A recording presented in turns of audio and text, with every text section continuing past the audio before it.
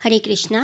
आज हम श्रीमद् भागवतम स्कंद 1 इसका अध्याय 6 श्री नारद मुनि तथा श्रीला व्यासदेव का संवाद इसे शुरू करेंगे। सूत उवाच एवं निशम्य भगवान देवर्षे जन्म कर्म च भूय पप्रच्छ तम ब्रह्मान् व्यासः सत्यवती सुतः। श्रीला सूत गोस्वामी ने कहा, हे ब्राह्मणों, इस तरह श्री नारद मुनि के जन्म तथा कार्यकलापों के विषय में सब कुछ सुन लेने के पश्चात ईश्वर के अवतार तथा सत्यवती के पुत्र श्रीला व्यासदेव ने इस प्रकार पूछा। तात्पर्य, श्रीला व्यासदेव श्री नारद मुनि की सिद्धि के विषय में और भी जिज्ञासु थे, अतः उन्होंने उनके विषय में और अधिक जानना चाहा। इस अध्याय में श्री नारद मुनि बताएंगे कि जब वे श्री भगवान के विरह के दिव्य भाव में लीन थे और अत्यंत कष्ट का अनुभव कर रहे थे, तब श्री भगवान ने किस प्रकार उन्हें थोड़ी देर के लिए दर्शन दिया। व्यास उवाच भिक्षु भी विप्रवसिते विज्ञान आदेष्ट अभि तव वर्तमान व्यसी आद्य ततः किम अकरोत भवान। श्रीला व्यासदेव ने श्री नारद मुनि से कहा, आपने उन महामुनियों के चले जाने पर क्या किया जिन्होंने आपके इस जन्म के प्रारंभ होने से पूर्व आपको दिव्य वैज्ञानिक ज्ञान प्रदान किया था। तात्पर्य, श्रीला व्यासदेव स्वयं श्री नारद मुनि के शिष्य थे, अतएव गुरु से दीक्षित होने के पश्चात श्री नारद मुनि ने जो कुछ किया उसे सुनने की उत्कंठा स्वाभाविक थी। वे श्री नारद मुनि की ही तरह सिद्ध अवस्था प्राप्त करने हेतु उनके चरण चिन्हों का अनुसरण करना चाह रही थी। आध्यात्मिक गुरु से पूछने की आकांक्षा यानी कि जिज्ञासा प्रगति पथ पर बढ़ने हेतु आवश्यक है।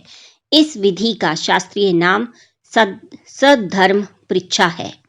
श्लोक नंबर 3।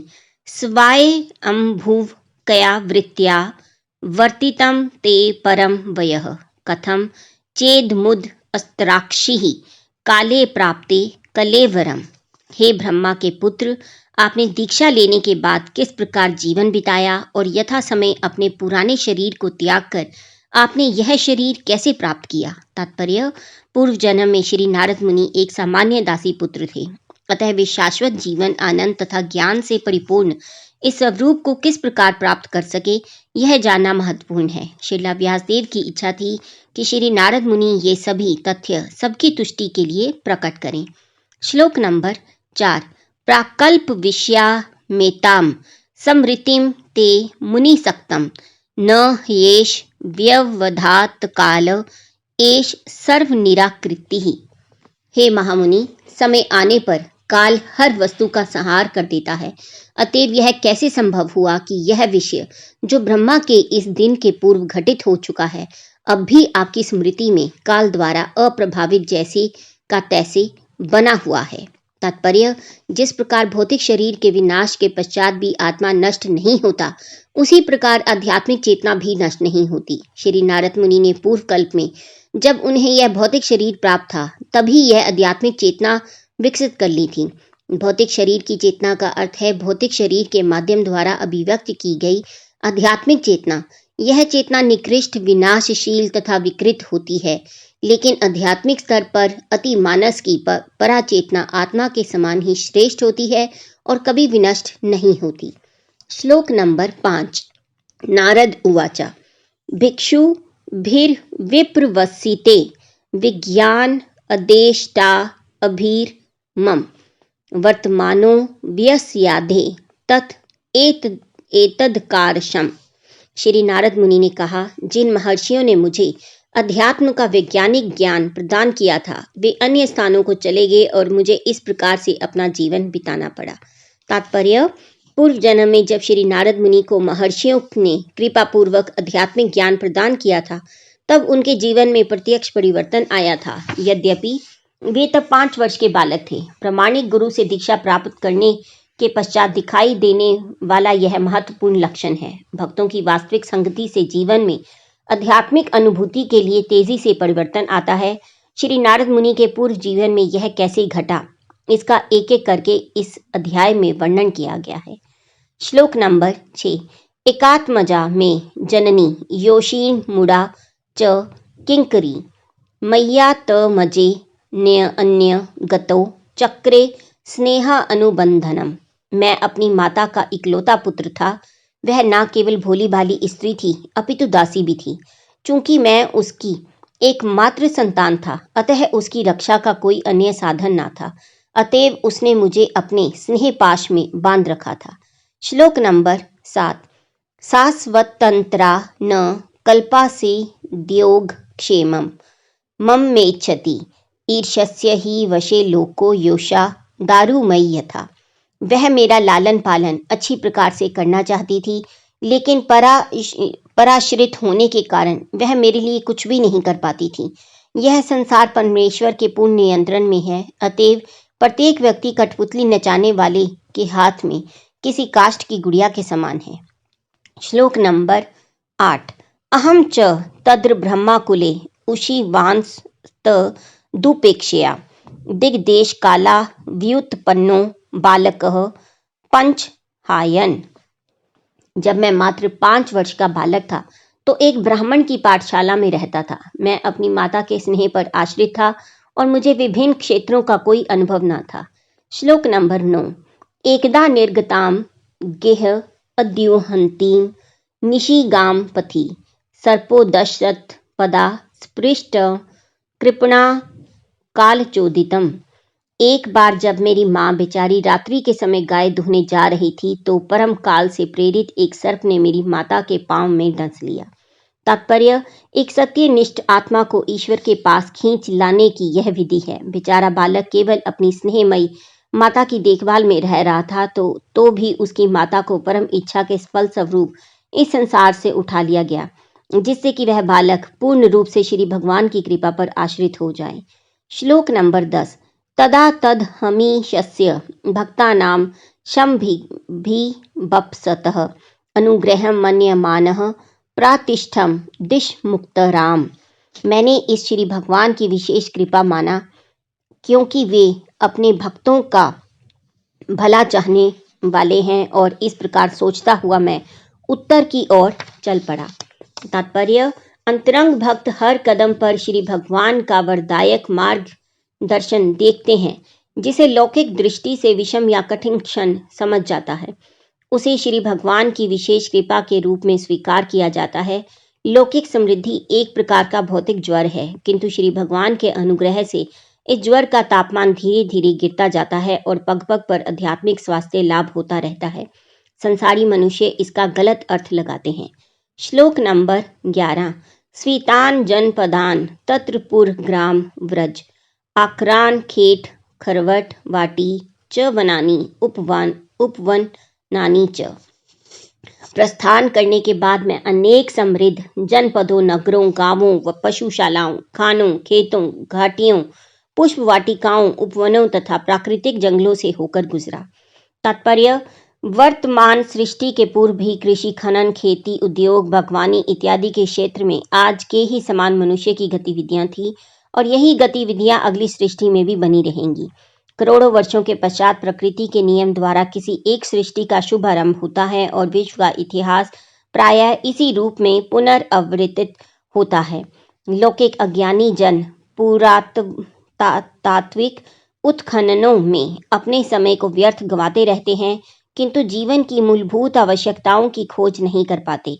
श्री नारद मुनि ने आध्यात्मिक जीवन की प्रेरणा पाने के उपरांत, भले ही अभी वे केवल एक बालक थे, आर्थिक विकास में अपना एक क्षण भी नहीं गंवाया। यद्यपि वे नगरों तथा गांवों, खानों तथा उद्योगों में से होकर गुजरे थे, वे निरंतर प्रगतिशील आध्यात्मिक उन्नति की ओर बढ़ते गए। श्रीमद् भागवतम इतिहास की पुनरावृत्ति है जो करोड़ों वर्ष पूर्व घटित हुआ था। जैसा कि कहा गया है, इतिहास की कुछ महत्वपूर्ण घटनाओं को ही चुनकर इस दिव्य साहित्य में अंकित किया गया है। श्लोक नंबर 12। चित्र धातु विचित्र अध्रीन इब भग्न भुज द्रुमान जलाशयन शिव जलान नलिनी सुर सेविता चित्र स्मने पत्र रथे विभ्रमत भ्रमक्षीय। मैं सोने, चांदी तथा तांबे जैसे विविध खनिजों के अवगारों से परिपूर्ण पर्वतों तथा सुंदर कमलों से पूर्ण जलाशयों से युक्त भूभागों को पार करता रहा, जो स्वर्ग के निवासियों के उपयुक्त थे, और मतदान भौरों तथा चहचहाते पक्षियों से सुशोभित थे। श्लोक नंबर 13। नल वेणु शरतंभ कुश कीचक गृहेयम एक एव अतियात अहम द्राक्षम विपिनम महतः घोरम प्रतिभय अकारम व्याल अलूक शिव अजीरम। तब मैं अनेक जंगलों में से होकर अकेला गया जो नरकटों, बांसों, सरकंडों, कुशों, खरपतवारों तथा गुफाओं से परिपूर्ण थे और जिनसे अकेले निकल पाना कठिन था। मैंने अत्यंत सघन, अंधकारपूर्ण तथा अत्यधिक भयावने जंगल देखे जो सर्पों, उल्लुओं तथा सियारों की क्रीड़ा स्थली बने हुए थे। तात्पर्य: किसी भी परिव्राजकाचार्य का यह कर्तव्य होता है कि वह समस्त जंगलों, पर्वतों, नगरों, ग्रामों आदि का विचरण करते हुए श्री भगवान की सृष्टि की विविधता का अनुभव करे, ईश्वर के प्रति श्रद्धावान बने, मन में दृढ़ता लाए तथा साथ ही साथ लोगों को ईश्वर के संदेश से प्रबोधित कराए।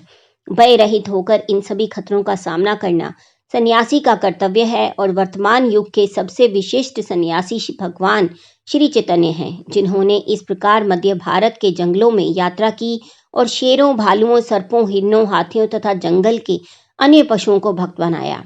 इस कलयुग में सामान्य व्यक्ति के लिए संन्यास वर्जित है। जो केवल गेरुआ चोला पहनकर अपना दिखावा करता है, वह मौलिक आदर्श सन्यासी के समान नहीं होता।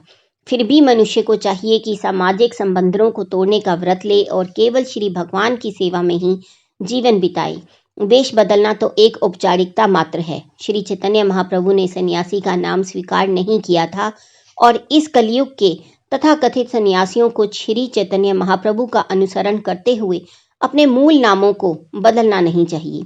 इस युग में श्री भगवान के पवित्र यश के श्रवण तथा कीर्तन वाली भक्ति की विशिष्ट संस्तुति की गई है और जो व्यक्ति गृहस्थ जीवन छोड़कर संन्यास व्रत ग्रहण करता है, उसे श्री नारद मुनि या श्री चैतन्य महाप्रभु जैसे परिव्राजकाचार्यों का अनुकरण न करके किसी तीर्थ स्थान में बैठकर अपना सारा समय वृंदावन के षट गोस्वामी जैसे महान आचार्यों द्वारा संकलित पवित्र शास्त्रों के श्रवण एवं कीर्तन में व्यतीत करना चाहिए। श्लोक नंबर 14। परि अश्रान्ते इंद्रियात्महां त्रिठ परितो भूभुक्षितः स्नात्वा पीत्वा हृदय नद्या उपस्पृष्टो गतश्रमः।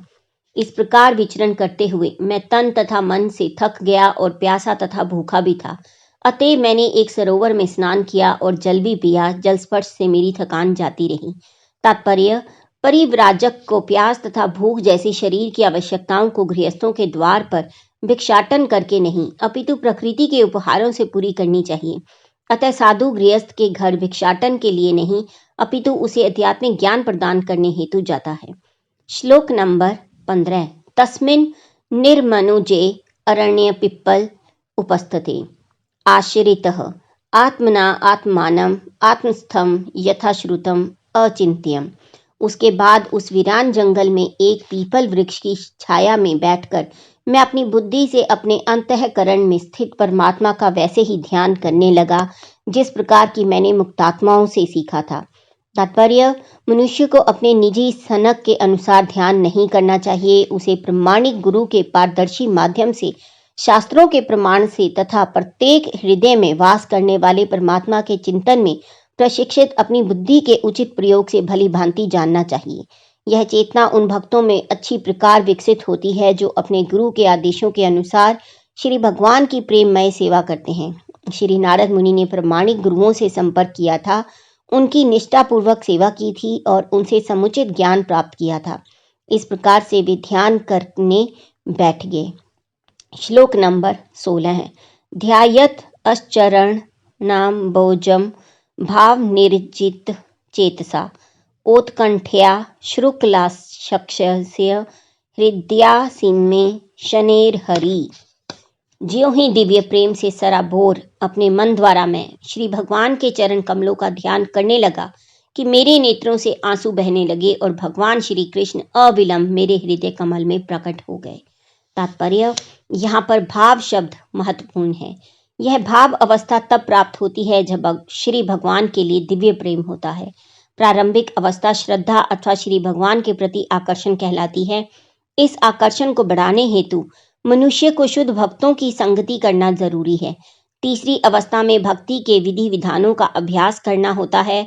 इससे सारी आशंकाएं दूर हो जाती हैं और भक्ति पथ में अवरोध उत्पन्न करने वाली सभी वैयक्तिक त्रुटियां हट जाती हैं। जब सारी आशंकाएं तथा वैयक्तिक त्रुटियां दूर हो जाती हैं तो दिव्य तत्व में आदर्श श्रद्धा होती है और उसके प्रति रुचि तेजी से बढ़ती है। इस अवस्था से आकर्षण उत्पन्न होता है और इसके बाद भाव की अवस्था प्राप्त होती है जो विशुद्ध भगवत प्रेम की पूर्व अवस्था है। ये सभी अवस्थाएं दिव्य प्रेम के विकास की विभिन्न अवस्थाएं हैं। इस प्रकार दिव्य प्रेम में से अभिभूत होने पर विरह की प्रबल अनुभूति होती है, जिससे 8 प्रकार के भावों की उत्पत्ति होती है। भक्त के नेत्रों से अश्रुपात होना इसकी स्वाभाविक प्रतिक्रिया है और चूंकि श्री नारद मुनि ने अपने पूर्व जन्म में घर छोड़ने के तुरंत बाद ही यह अवस्था प्राप्त कर ली थी, अतएव उनके लिए श्री भगवान की उपस्थिति को देख पाना सरल था, जिसे उन्होंने भौतिक कल्मश रहित अपनी उन्नत आध्यात्मिक इंद्रियों द्वारा सहज ही अनुभव कर लिया। श्लोक नंबर 17। प्रेमा अतिभर निर्भिन्न पुल कांगो तिन निवृत्तः आनंद संप्लवे लीनो ना पश्य भव्यम मुने।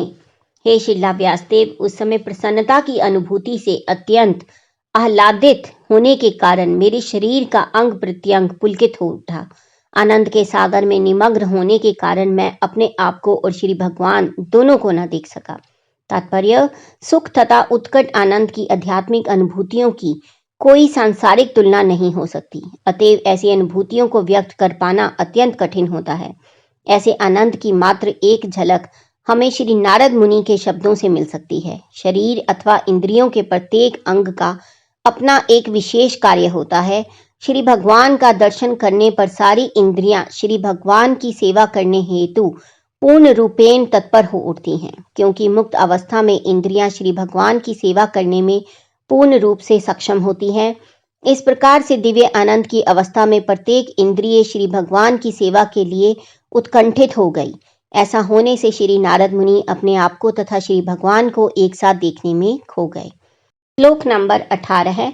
रूपम भगवतो यत् तन्मनः कांतम शुचापहम अपश्यन् सहसा उत्तस्थते वैक्लव्यात् दुर्मना इव। श्री भगवान का दिव्य रूप स्वाभाविक रूप से मन की इच्छा को पूरा करता है और समस्त मानसिक संतापों को तुरंत दूर करने वाला है। अतः उस रूप के खो जाने पर मैं व्याकुल होकर उठ खड़ा हुआ, जैसा कि प्रायः अपनी अभीष्ट वस्तु के खो जाने पर होता है।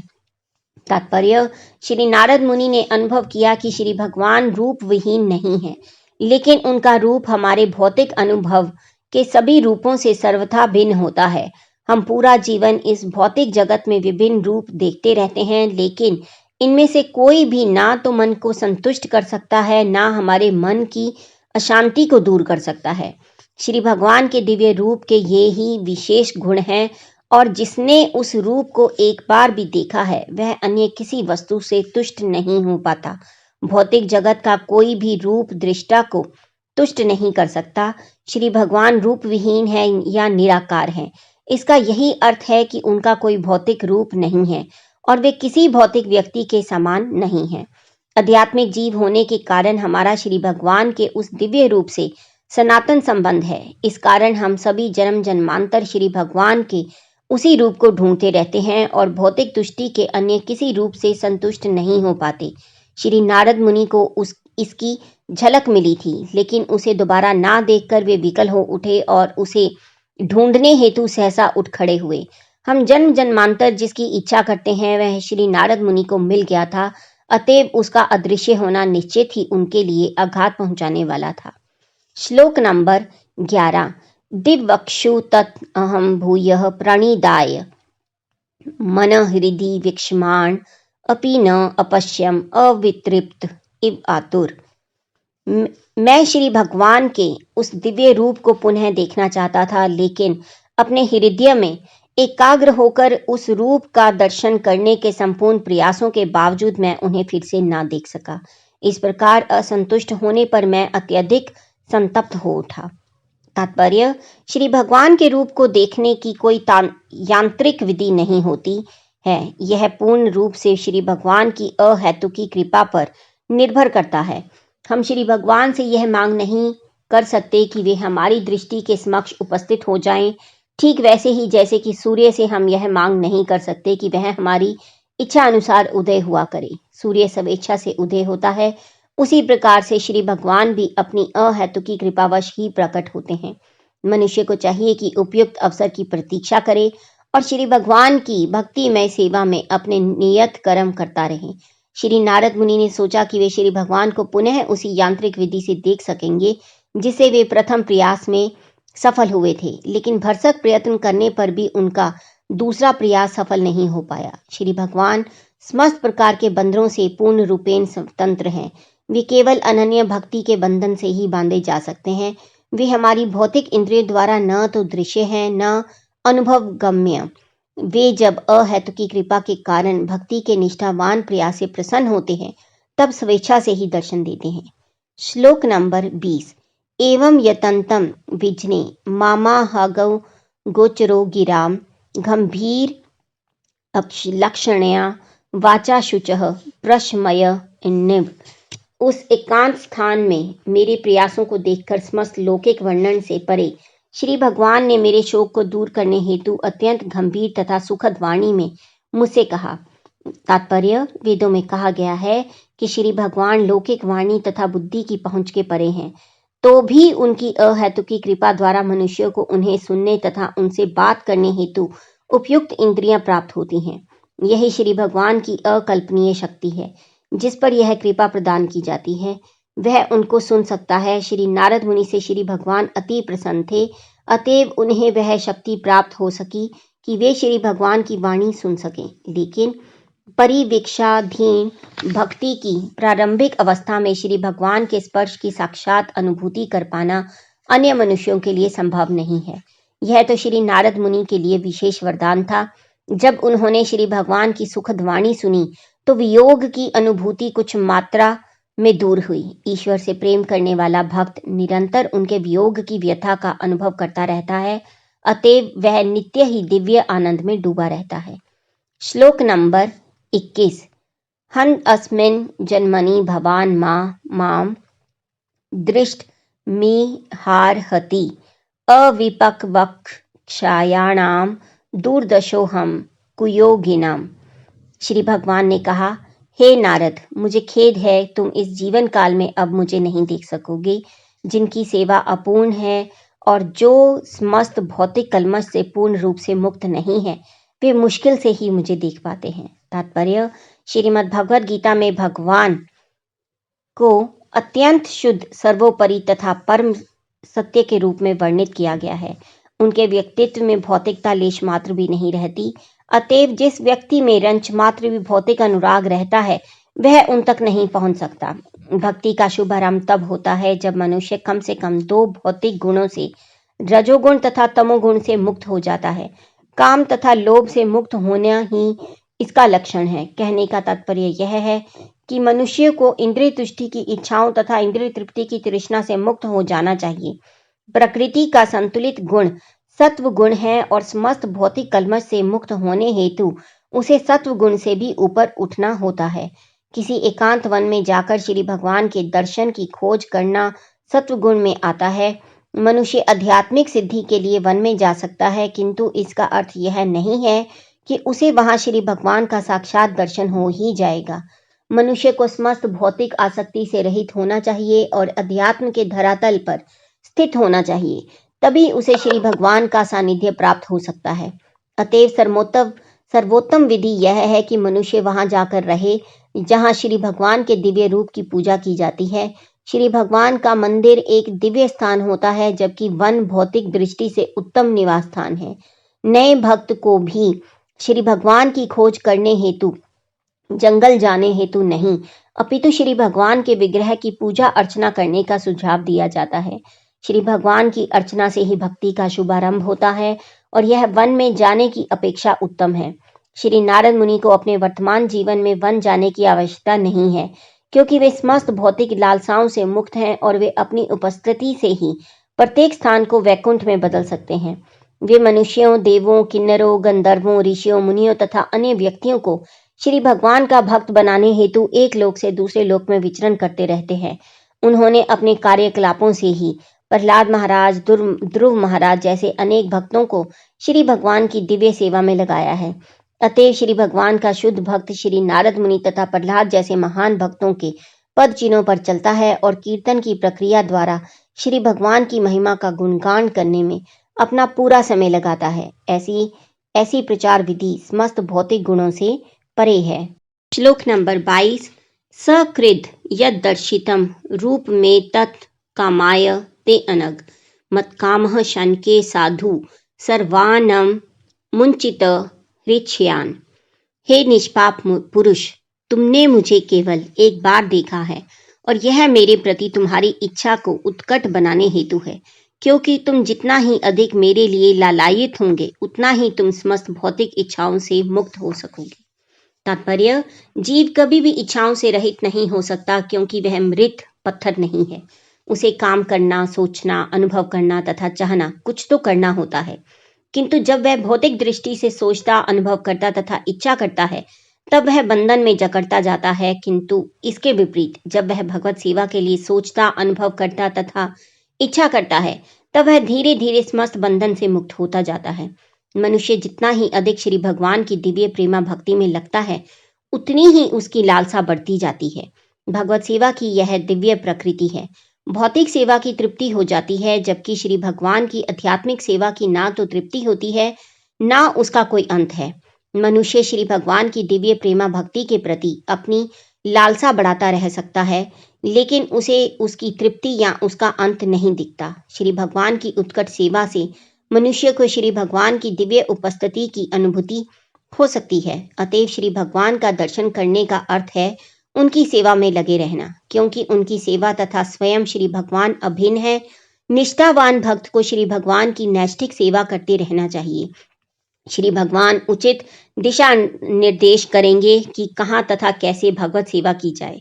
श्री नारद मुनि में कोई भौतिक इच्छा ना थी, लेकिन श्री भगवान के प्रति उत्कट इच्छा को बढ़ाने हेतु ही श्री भगवान ने ऐसी सलाह दी। श्लोक नंबर 23।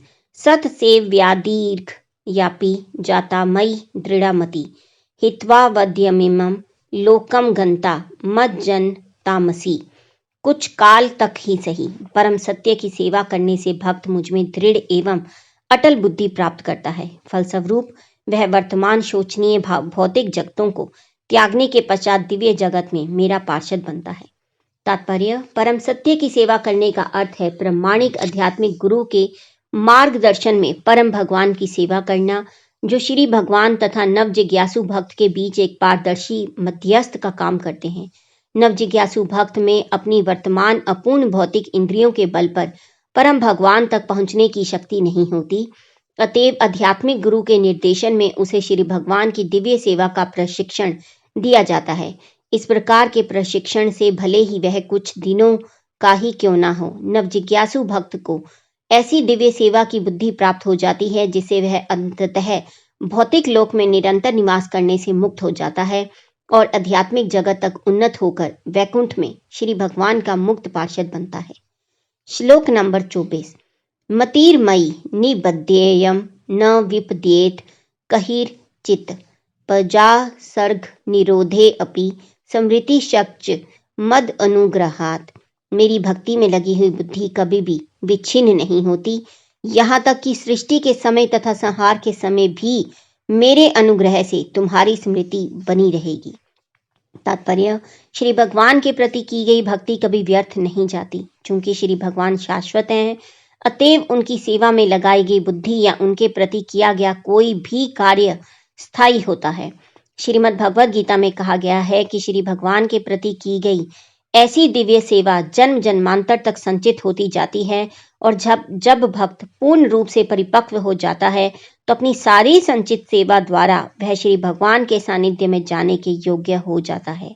श्री भगवान की ऐसी संचित सेवा कभी विनिष्ट नहीं होती, अपितु पूर्णतः परिपक्व होने तक बढ़ती ही जाती है।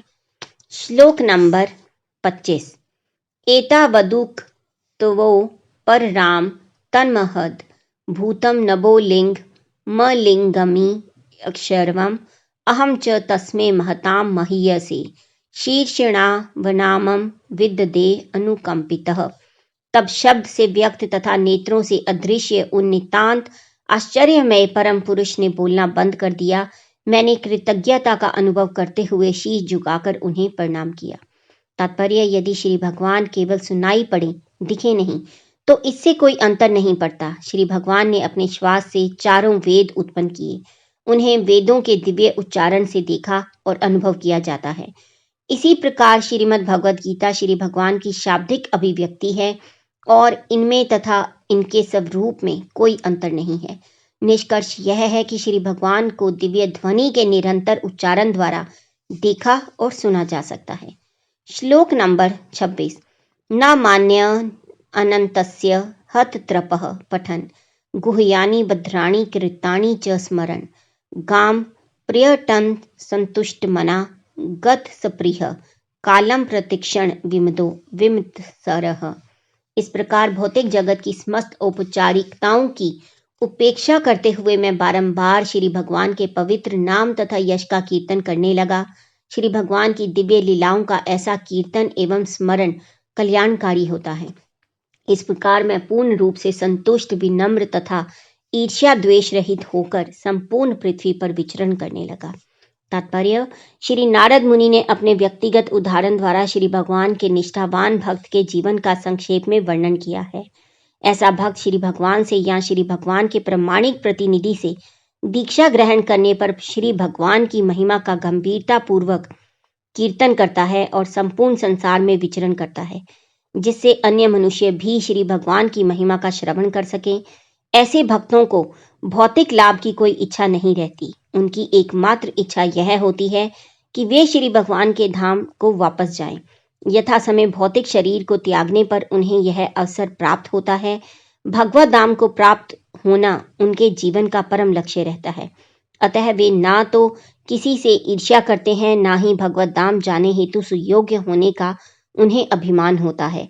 उनका एकमात्र कार्य श्री भगवान के पवित्र नाम, यश तथा लीलाओं का कीर्तन तथा स्मरण करना और अपनी निजी क्षमता के अनुसार भौतिक लाभ की इच्छा से रहित होकर दूसरों के कल्याण हेतु संदेश का प्रचार करना होता है।